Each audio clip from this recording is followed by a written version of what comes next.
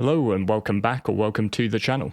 I'm Loudguns and today I'm going to cover some experiments I've been doing surrounding cargo and soft death in 3.18. I'm particularly interested in how we can use the mechanics introduced with the cargo refactor to improve our defenses against players who might want to get their hands on our shiny space loot. So if this sounds good to you, then grab a cup of tea while I roll the intro and then let's get into it.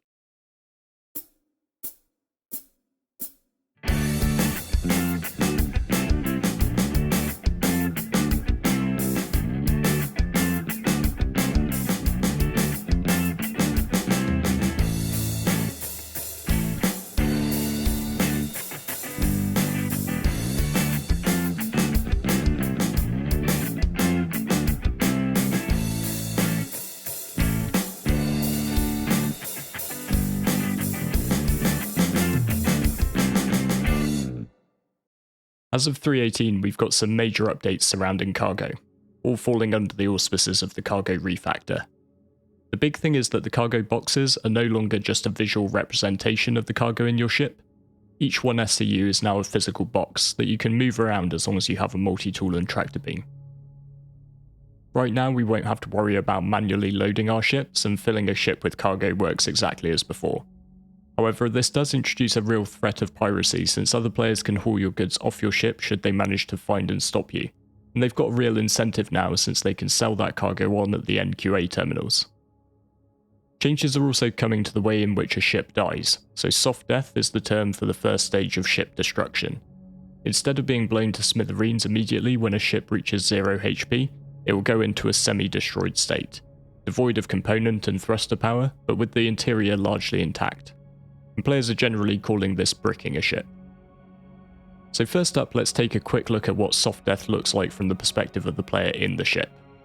I'm down on Walla, and I'm going to fill my C2 up at one of these mining outposts. Conveniently, this outpost is selling a mix of goods, so I'm going to grab the 300 SCU of astatine that's available, and then top the remaining 396 SCU off with tungsten. So if we take a look inside the cargo hold, we'll see a clear visual distinction between the two different commodity types.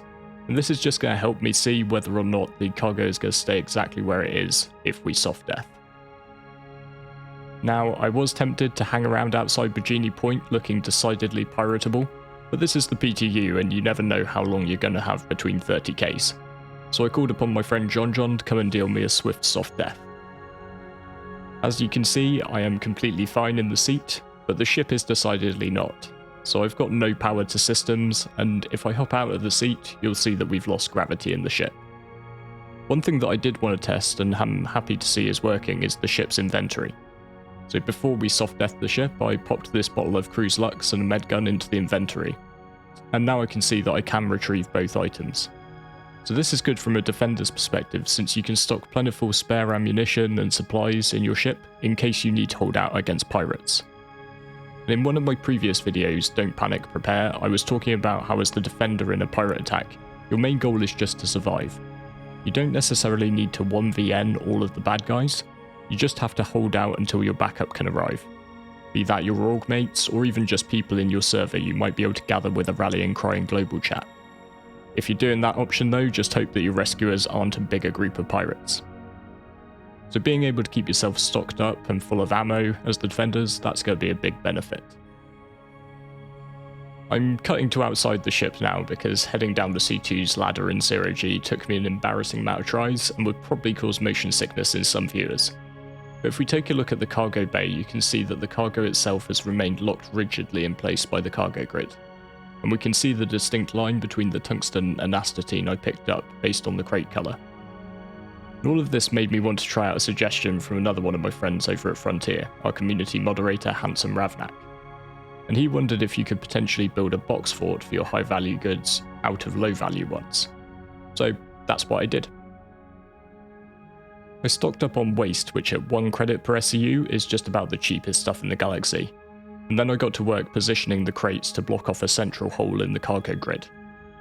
Admittedly, I should have probably sat down and done some maths ahead of time and worked out exactly how many crates I needed, but I was in something of an artistic mood, and therefore had to make a few journeys back and forth to get enough.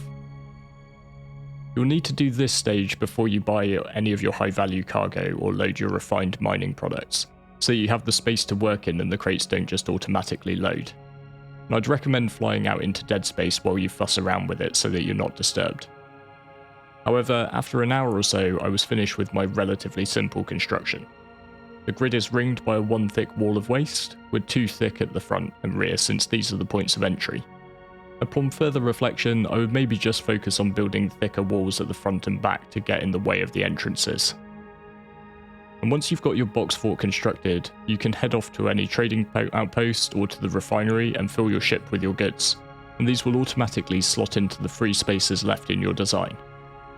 Obviously you'll have a reduced cargo capacity, but when it comes to moving things like Quantanium from a refinery, a lot of people only take a C2 half full anyway, not wishing to risk more than 6 million credits worth of queue in a single run to the TDD.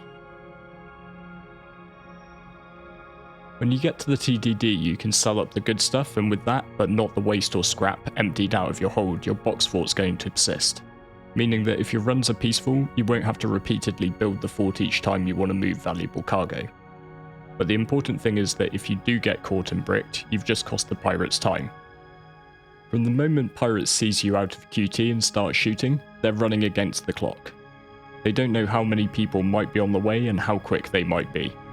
There's every chance that a smaller group of pirates might not have an equivalent sized cargo ship to your Hercules or Caterpillar, and they might be looking to use something like a Freelancer Max, just to steal away a couple of hundred SCU of your best cargo.